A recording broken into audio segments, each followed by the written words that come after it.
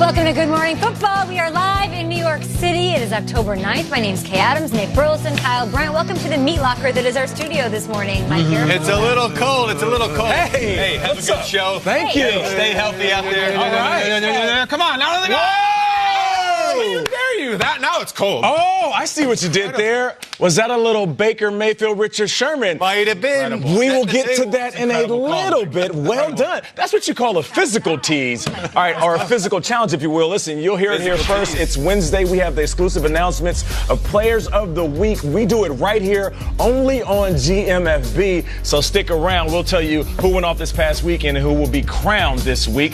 Plus, we got the deepest bombs and the longest runs of the week in America's favorite game show. Your stamina and skill will be at the test for the long show.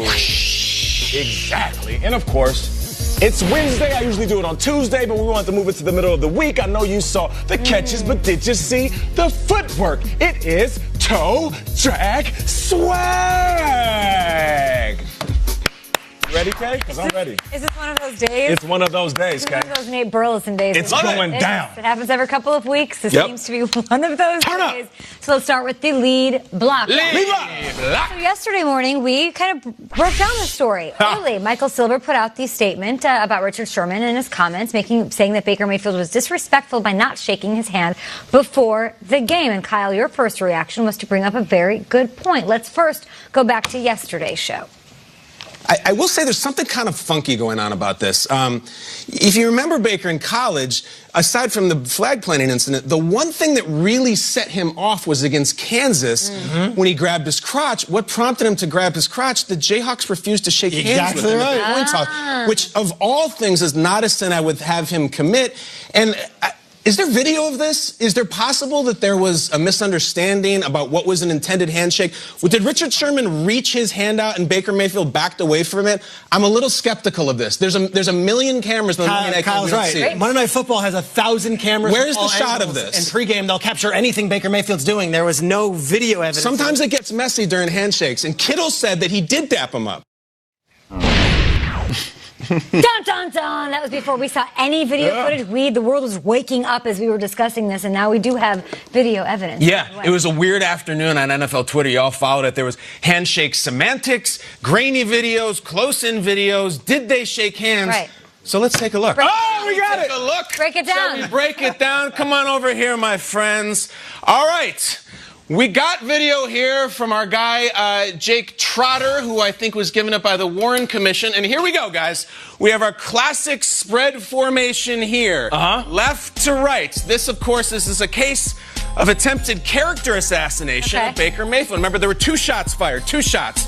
One that he did not shake hands. One that he was disrespecting the etiquette of the game. Let's go to Levi Stadium.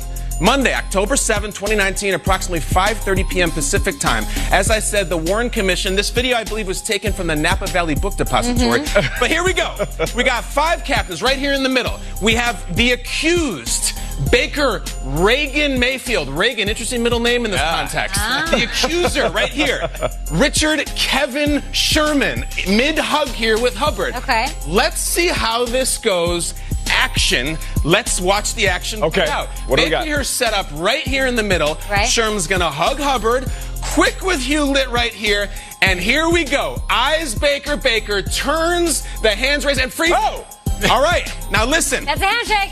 It appears to be a handshake. We have an elevated forearm here, an elevated forearm here. What I would love to know is, where is this shot from this camera? Because this is the money shot. I don't know if it was destroyed by the Cubans or what may be, but here we go. As they're all collected here on this grassy knoll in Napa Valley, it appears eye contact, one official here, cameras everywhere, witnesses, my friends.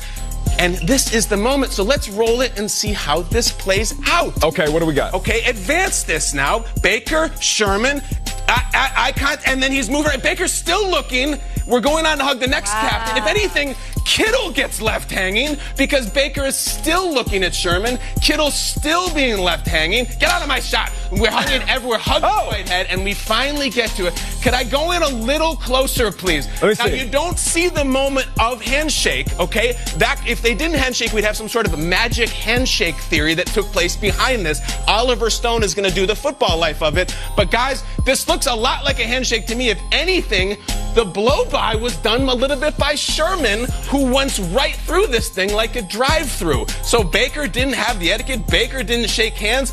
I don't know unless there's a multiple handshake theory that Richard Sherman wants to go to. Are you guys convinced that Baker Mayfield stood there and showed respect for Richard Sherman? Could have been a second shaker. That's what I'm saying. It could have been a second shaker. Yeah, you got to go to And they got to find him. He's in a movie theater somewhere just hanging out. So Sherman, I saw your tweet. He reacted to the video on Twitter and said, so you don't see any difference in the way I shake everyone else's hand, and the guy who stands back with the petty shake was BS, and I took offense to it, then turns and runs off. It's not that big of a deal. Sherman tweeted again saying, people freaking out over a handshake gave me a good laugh. I will lose no sleep over it and have moved on to the next opponent. You thought that was a bit of backpedaling Kyle Brandt. Nate Burleson, what do you make of this, and are you seeing either of these two differently this morning? Yesterday, I had my opinions on Baker Mayfield if he indeed gave Sherman the stiff arm on the handshake. The curve. But after seeing the close-up, Kyle, well done, I must say. The elevated elbow and then the back angle of Baker Mayfield's arm retracting. That basically means you hit the boom. Okay. You know what I mean? You look like a gentleman. Yeah, exactly. Here's the thing. Before the game, you don't need to bro hug it out with everybody. Okay. There's guys that I literally gave the businessman handshake to because I didn't like them and I didn't want to get close to him. I didn't want to pat you on the back. Yeah, I hit you with one of these. Yo, what's up? Okay. Now when I see Urlacher, I'll give him a big hug and a kiss on the cheek. But there are games when you're so-called beefing with an individual that you don't necessarily like where you just give them the business handshake. I don't see a problem with it. I do feel like Richard Sherman is playing the Jedi mind trick on himself and on his team and finding ways to motivate his squad. I don't hate on him for this is old Richard Sherman tactics. If you remember back in the day when he was with the Seattle Seahawks, he would say subtle things and you're kind of thinking to yourself, are you tripping or are you trying to get your team going? And I feel like right now Richard is trying to get his team going. It's got to make sense in his head. Exactly. And it's got to make sense in their head when they hear him say that. That's all that he cares about. Everything's on camera, though. I get it. Well, what I'd like to know, and Nate, you can answer this, is it etiquette that you have to have the second shake? You know, you get the shake, hey, how you doing? Then you flip the coin, then you get, I've seen it. That usually is the way that things go. Second shaker theory. Are you breaking the etiquette by not having the I was always told that 2 shakes is too much. Might be a different situation. But here's the thing, Mike G, you said something early on in the meeting. It's 5 a.m. and you said something that I thought was something we bring up. You said, would young Richard Sherman shake older Richard Sherman's hand? Yes. We need to get a hologram like Prince at the Super Bowl. I don't think young Richard Sherman would because he was confrontational. And he didn't care who he rubbed the wrong way. And I think Baker Mayfield is the same way. Baker's got a little Sherman in him. You know what I mean? If Sherman doesn't like young Baker Mayfield, he wouldn't have been able to stand young Richard Sherman. You know what I mean? There's a similar thing going on here. And Sherman tweets, everybody's freaking out about a handshake. We're freaking out about it because you told Mike Silver right after the game that he didn't shake your hand, Rich. Come on. He's not a rookie. He's not a guy who doesn't think that that's going to travel or be written up and ascend. Like he knew what was going to happen. So that's over and done with. But we have to sort of discuss how this is going to be played out today, how Baker Mayfield and the Browns handle this. And here's what his coach said. Here's Freddie Kitchens yesterday when asked about the antics.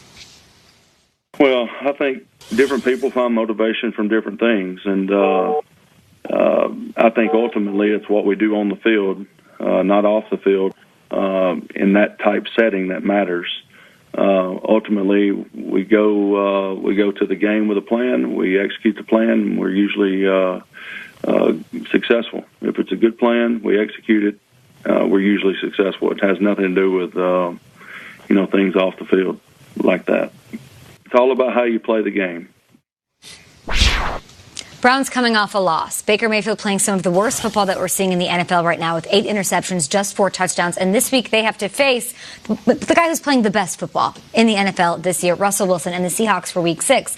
I got to ask you, Nate, if you were to give Baker advice, not what he will do, but what he should do in handling this when he has to address the podium today, what would you tell him? To just ignore it, address it, be himself? What?